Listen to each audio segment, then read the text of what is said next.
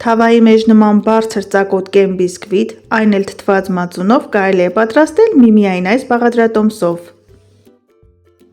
Ողջույն բարեկամներ, եթե մոռացել եք մածունը սառնարան դնել եւ այն թթվել է, եկեք դրան նոր կյանք հաղորդենք։ Եկեք պատրաստենք բարձր ծակոտկեն շոկոլադե շատ համեղ բիսկվիթ։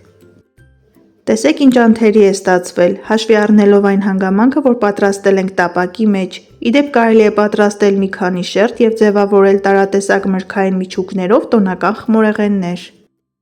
Եթե ջեռոցը անսարք է, այս բաղադրատոմսը օգնության կհասնի։ Դե ինչ սկսենք պատրաստել։ Մեզ անհրաժեշտ է մածուն, 3 քառորդ բաժակ շաքարավազ, 220 գրամ ալյուր, 70 գրամ հալեցրած կարագ, 2 ձու, 2 լիք ճաշի գթալ կակաո, սոդա եւ վանիլային շաքարավազ։ Եթե մածունը թթվել է, ապա տեղի է ունենում կաթնաթթվային խմորման, այսինքն ֆերմենտացիայի պրոցես։ Պարզ բացատրությամբ, մածունի մեջ գտնվող օգտակար բակտերիաները կաթի շաքարը, այսինքն լակտոզան, վերափոխվում են կաթնաթթվի։ Ինչ է կատարվում այդ ընթացքում։ Կաթնաթթվի քանակը աճում է, մածունի թթվայնությունը բարձրանում է, համն ավելի թթու է դառնում, սպիտակուցները ավելի են խտանում, կարող է ջուր առաջանալ։ Եթե մածունը ժամկետի մեջ է, հոտը նորմալ է, դառնություն չկա, մածունը անվտանգ է, պարզապես ավելի թթու է։ Քանի որ թթված մածունի մեջ արդեն իսկ գնում է կաթնաթթվային խմորման պրոցես, նման մածունով խմորեղեններ պատրաստելիս սոդա պարզապես քիչ ենք օգտագործում։ 2 ձուն հարում ենք շաքարավազի հետ, ավելացնում ենք մածունը, 1 թեյի գթալ վանիլային շաքարավազ, կես թեյի գթալ սոդա եւ հալեցրած կարագը։ Վերջում ավելացնում ենք 2 լիքը ճաշի գթալ մուկ կակաո, 220 գրամ մաղած ալյուր եւ մի լավ խառնում ենք։ Պետք է ստանանք թույլ բիսկվիթի խմոր։ Սիրելիներս, եթե նոր եք միացել հայկական խոհանոց ալիքին, խնդրում եմ բաժանորդագրվեք եւ սեղմեք զանգակ կոճակը։ Հայկական խոհանոց ալիքում կգտնեք նրբահամ թխվածքների, բազմաթիվ տարատեսակ աղցանների, ավանդական ճաշատեսակների բաղադրատոմսեր։ Պետք է ստանանք գթալից այսպես հեշտությամբ ծորացող թեթև խմոր։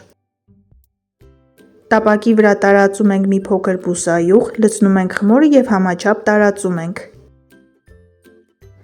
Ինձ մոտ տապակի տրամագիծը 28 սանտիմետր է։ Կարող եք պատրաստել փոքր տրամագծով տապակի մեջ, այդպես բիսկվիթը ավելի բարձր կստացվի։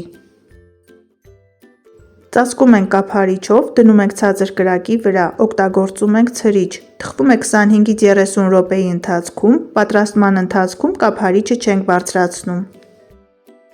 Ստացվում է շատ խոշոր ծակոտիներով, բարձր, փափուկ բիսկվիթ։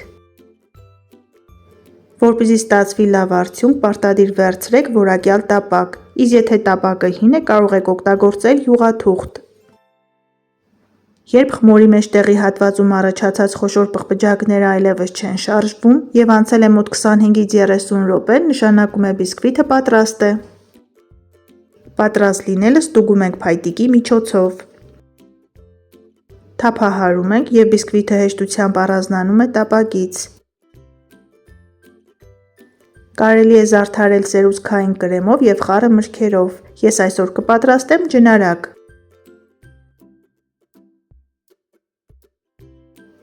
Վերցնում ենք 2 լիքը ճաշի գթալ մուկ կակաո, 4 ճաշի գթալ շաքարավազ, 3 ճաշի գթալ բուսայուղ, մի փոքր վանիլային շաքարավազ, 50 մլ ջուր կամ կաթ։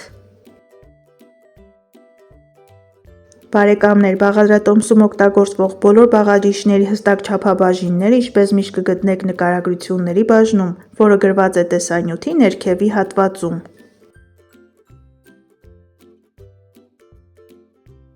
Անընդհատ խառնելով ջնարակը եփում ենք 4-ից 5 րոպե, մինչև խտանալը։ Շրջում ենք բիսկվիթը, տեսեք ինչ իդեալական է թխվել, եւ ավելացնում ենք ջնարակը։ Թողնում ենք 15-ից 20 րոպե, որպեսզի համերը միախառնվեն եւ վայելում ենք 1 գավաթ սուրճի հետ միասին։ Բարի ախորժակ։ Եթե մածունը թթվել է, չգիտեք ինչ անել, պատրաստեք նման խմորեղեն։ Վստահեցնում եմ, որ տան անդամները շատ գոհ կմնան։ Կարող եք պատրաստել նաև սովորական մածունով, ոչ մի տարբերություն։ Երբեմն ամենահամեղ բաղադրատոմսերը ստեղծվում են ամենապարզ բաղադրիչներով, որոնցից է այս խմորեղենը։ Ինչպես նկատեցիք, պատրաստելը ժամանակատար չէ։ Խառնեցիք, լցրեցիք տապակի մեջ և 30 րոպե անց պատրաստ է։ Հիմա նայեք կտրվածքը և համոզվեք, թե որքան ընտիր է թխվել ներսից։ Դե ինչ թանկագիններս, այսօր էլ նման խմորեղենի բաղադրատոմս։ Դուք էլ փորձեք պատրաստել այս տարբերակով, եղեք առողջ և օրհնված։ Ցտեսություն, կհանդիպենք հաջորդ տեսանյութերում։